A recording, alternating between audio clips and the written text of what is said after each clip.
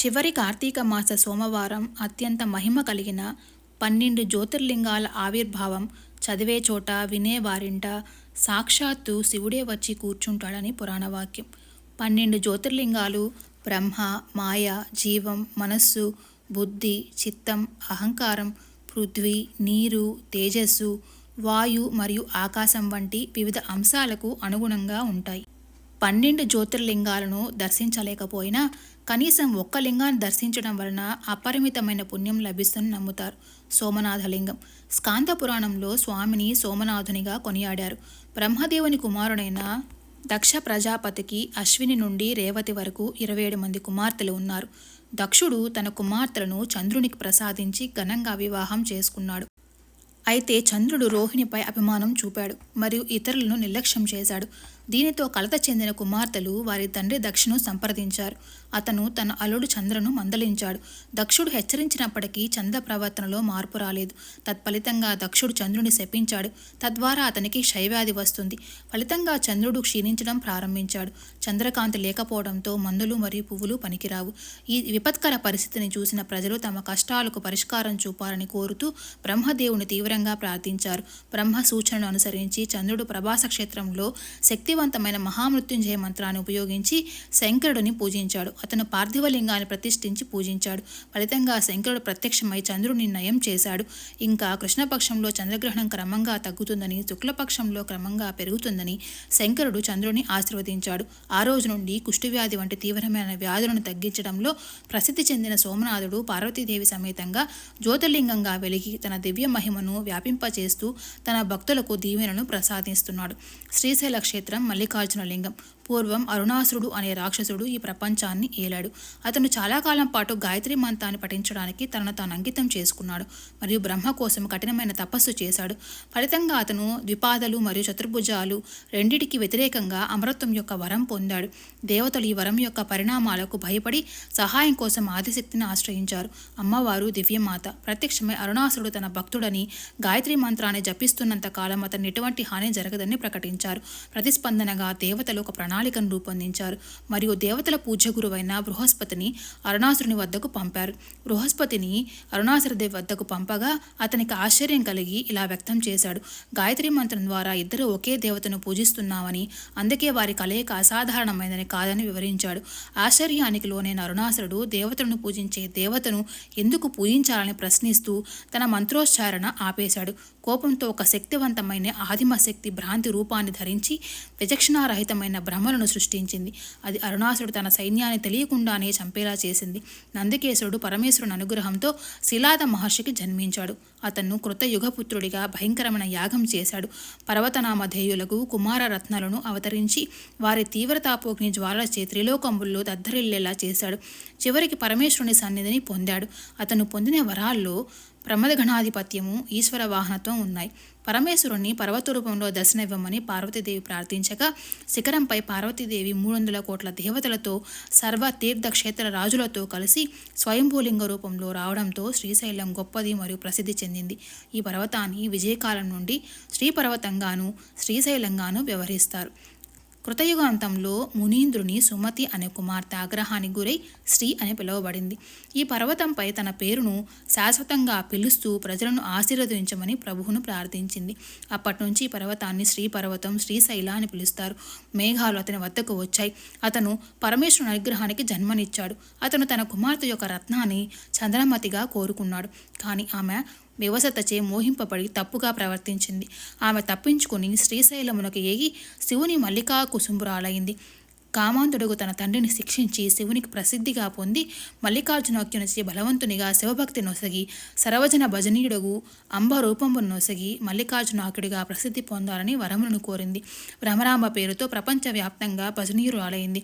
పరమేశ్వరుని శాపం దహించి మల్లికాపురాన్ని నాశనం చేసింది. పచ్చబండాయి పాతాళ గంగ వృద్ధి చెందడం వల్ల చంద్రగుప్తుని నీరు పచ్చగా మారింది. శ్రీ వైద్యనాథ జ్యోతిర్లింగం. వైద్యనాథ జ్యోతిర్లింగానికి సంబంధించి భిన్నాభిప్రాయాలున్నాయి.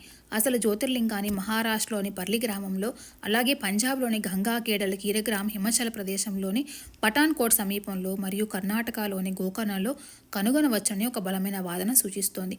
ఇవి పరమేశ్వరుని ఆత్మలింగాలని నమ్ముతారు. అయితే నిజమైన జ్యోతిర్లింగం జార్ఖండ్ వైద్యనాథలో ఉన్నదేనని పండితులు వాదిస్తున్నారు.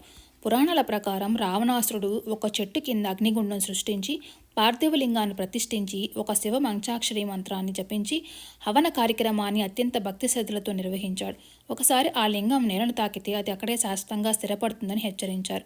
రావణుడు ఆత్మలింగంతో లంకకు తిరిగి వచ్చినప్పుడు సంధ్యావందనం కోసం దాన్ని గోవుల కాపరికి అప్పగించాడు. గోరక్షకుడు అనుకోకుండా ఆత్మలింగాన్ని నేలపై ఉంచాడు. ఫలితంగా అది శాశ్వతంగా స్థిరపడింది. రావణుడు ఆత్మలింగాన్ని లంకానగరానికి తరలించడానికి ప్రయత్నించినప్పటికీ అతను విఫలమయ్యాడు. వైద్యనాథ్ ఆలయానికి ఒక ప్రత్యేకత ఉంది. చాలా శివాలయాలపైన త్రిశూలాన్ని కలిగి ఉండగా ఈ ఆలయంలో పంచశూల ఉంటుంది. ఈ ఏర్పాటు వైద్యనాథ జ్యోతిర్లింగానికి ప్రత్యేకమైనది మరియు ఇతర జ్యోతిర్లింగాల ఆలయాల నుండి దీన్ని వేరు చేస్తుంది. పంచాక్షరి మంత్రం ద్వారా సూచించబడే పంచముఖ శివల్లో అంతర్లీనంగా ఉన్న 5 ప్రాణాలను కలిగి ఉన్న శివతత్వానికి ప్రాముఖ్యత ఉంది. శ్రీ మహాకాళేశ్వర జ్యోతిర్లింగం పురాణాలు అని పిలువబడే పురాతన గ్రంథాల ప్రకారము ఉజ్జయిని నగరాన్ని అవంతిక అని పిలుస్తారు. ఈ ప్రాంతాన్ని శివుని భక్తుడైన చంద్రసేన అనే మహారాజు పరిపాలించాడని పేర్కొనబడింది. తన జీవితం అంతా శివుని ఆరాధనకి అంకితం చేశాడు. ఒకరోజు శ్రీకర్ అనే రైతు కొడుకు రాజు భగవంతుని నామాన్ని పఠించడం విన్నాడు మరియు అతనితో ప్రార్థన చేయడానికి వెంటనే ఆలయంలోకి ప్రవేశించాడు. అయితే రాజకుటుంబం శ్రీకర్ రాజ్యాన్ని విడిచిపెట్టి క్షిప్రా నదికి సమీపంలో స్థిరపడమని బలవంతం చేసింది. అది విన్న శ్రీకర్ హృదయపూర్వకంగా ప్రార్థించడం ప్రారంభించాడు. ఈ విషయం తెలుసుకున్న పూజారి విధి తీవ్ర మనోవేదనకు గురయ్యాడు. క్షిప్రా నది ఒడ్డున ఉన్న శివుడిని ప్రార్థించడానికి తన కుమారుని అత్యవసరంగా కోరాడు. దండయాత్ర చేసిన రాజు దాడి చేశాడు. కానీ బ్రహ్మదేవుడు ఆదేశించిన శక్తివంతమైన రాక్షసుడి సహాయంతో వారు విజయం సాధించారు. నగరాన్ని దోచుకున్నారు. శివభక్తులను కూడా లక్ష్యంగా చేసుకున్నారు. తన భక్తుల విన్నపానికి స్పందించిన శివుడు వారికి మహాకాళ రూపంలో ప్రత్యక్షమై చంద్రసేనుడు రాజు శత్రువులందరినీ నాశనం చేశాడు. శ్రీకర్ మరియు విధి యొక్క అభ్యర్థన మేరకు శివుడు నగరానికి అధిపతిగా ఉండటానికి అంగీకరించాడు. అచటనే కొలువుండి ఆ రాజ్యంలోని భక్తులను శత్రువుల బారి నుంచి కాపాడేందుకు దైవ నిర్ణయం తీసుకున్నాడు. ఆ రోజు నుండి శివుడు మహాకాళ రూపంలో పూజించబడతాడు. దివ్యమైన కాంతిని ప్రసరించే లింగం ప్రాతినిధ్యం వహిస్తోంది. ఈ పుణ్యక్షేత్రాన్ని దర్శించిన వారికి మృత్యు భయం, రోగాల నుంచి విముక్తి కలుగుతుందని పరమేశ్వరుడు ప్రకటించాడు.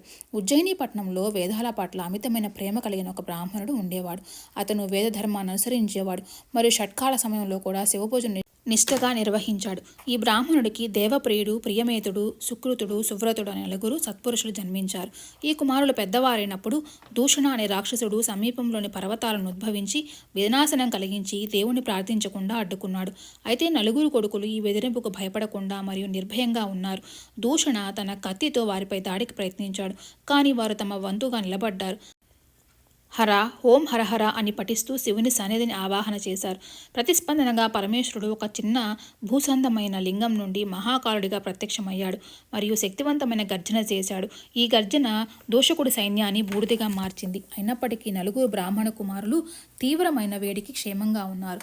వారు మహాకాళ రూపాన్ని మెచ్చుకున్నారు మరియు భక్తుల ప్రార్థనలకు ప్రతిస్పందనగా శివుడు మహాకాళ లింగంగా కనిపించాడు. ఓంకారేశ్వర్ల జ్యోతిర్లింగం ఒకసారి వింధ్య పర్వతం తనకంటే గొప్పవాడు లేడని కలత చెందినప్పుడు నారద మహర్షి జోక్యం చేసుకుని మేరు పర్వతం నిజంగా గొప్పదని చెప్పాడు. దీనితో కోపం తెచ్చుకున్న వింధ్యా పర్వతం ఓంకార క్షేత్రానికి వెళ్ళి పరమశివుని పార్థివలింగాన్ని అత్యంత భక్తి శ్రద్ధలతో పూజించడం ప్రారంభించింది. వింధ్య తపస్సుకు సంతోషించిన పరమశివుడు అతని ముందు ప్రత్యక్షమై వరం ఇవ్వాలని కోరుకున్నాడు. వింధ్య ఆత్మ సాక్షాత్కారాన్ని సాధించే శక్తిని వినయంగా అభ్యర్థించింది మరియు శివుడు దయతో అతనికి వరం ఇచ్చాడు. తదనంతరం ఈ దేవతలందరూ ఓంకారేశ్వరంలో నివసించమని శివుడిని ప్రార్థించారు మరియు వారి కోరిక తీర్చబడింది. శివుడు ఓంకారేశ్వర రూపంలో ప్రణవకరంగా రూపందంగా చెందాడు.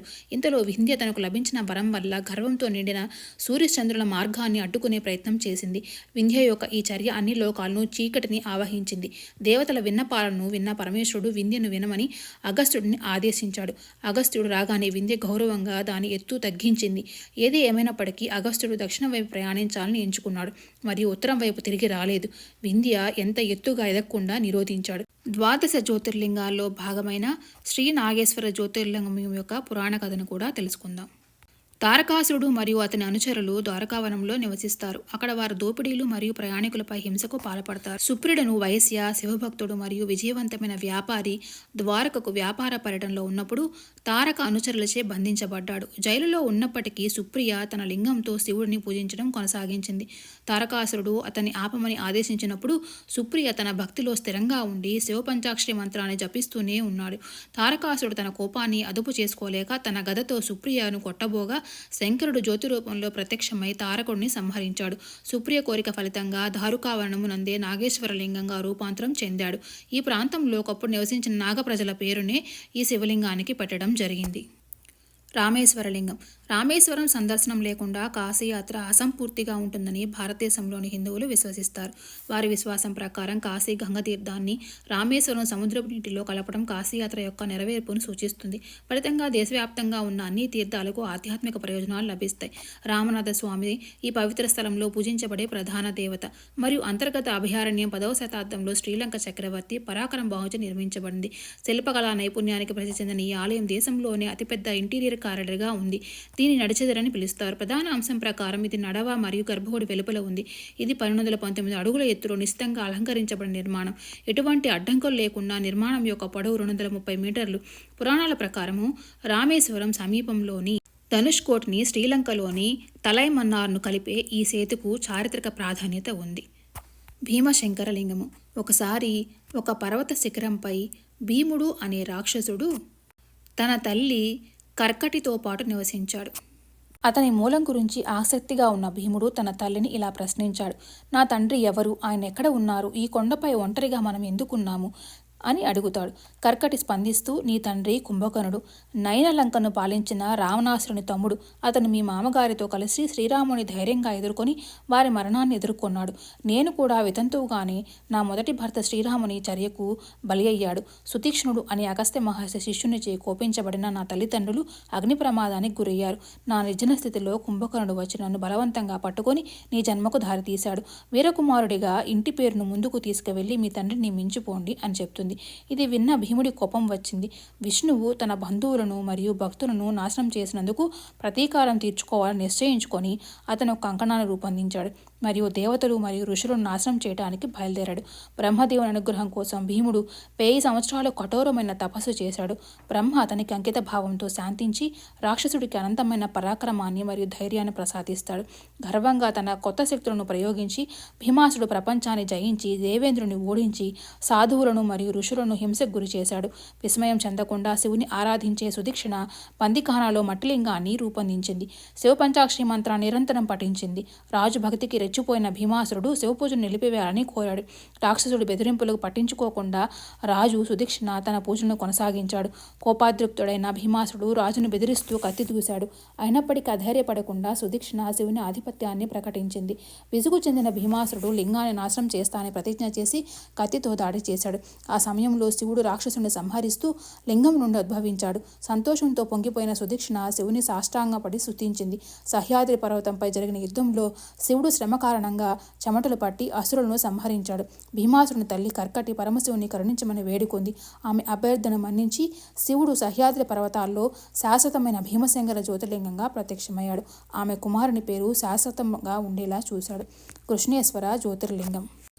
పూర్వం ఈ ప్రదేశంలో నాగజాతి గిరిజనులు నివసిస్తూ ఉండేవారు. అందుకే ఈ ప్రాంతాన్ని బాంబి అంటారు. బాంబి అంటే ఆదివాసుల భాషలో పాముల గుహ అని అర్థం. మరాఠీలో దీన్ని వారులు అంటారు.